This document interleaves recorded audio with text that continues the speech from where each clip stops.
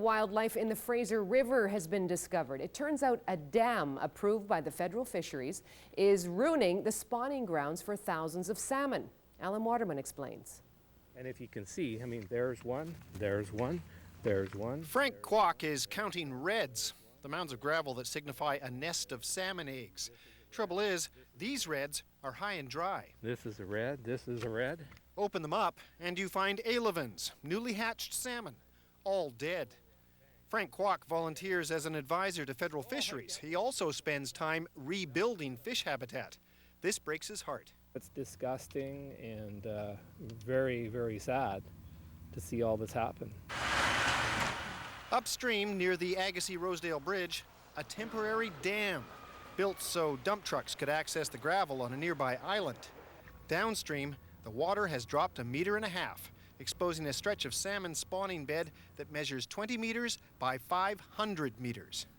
If you consider that pink salmon, which most of these are, and chum, would average about 1,500 to 2,000 eggs per female, we're talking millions of eggs. Construction began on the dam a week ago, part of a 5-year plan to remove 500,000 cubic meters of gravel during winter low water times. Once the river rises again, the dam will be removed. But plans show the dam was supposed to have an 18-foot bridge to allow water to flow. The contractor told DFO it wasn't safe to put in the bridge, so he didn't, and the channel began to dry up. You pick one of these reds. Frank Kwok complained to DFO, and now the department has started its own investigation. They too have found dead fish, but have also found survivors deeper down. Not enough for Otto Langer. We wouldn't have allowed this 10 years ago, and why are we allowing this now?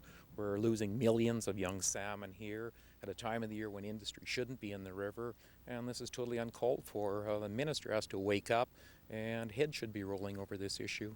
DFO says water in the Fraser River is by chance abnormally low. That's contributed to the problem.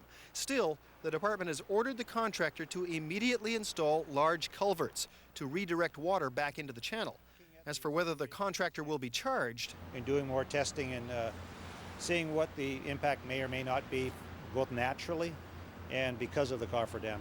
But that's too late for many of the fish and eggs on these banks. Alan Waterman, CBC News, Chilliwack. The provincial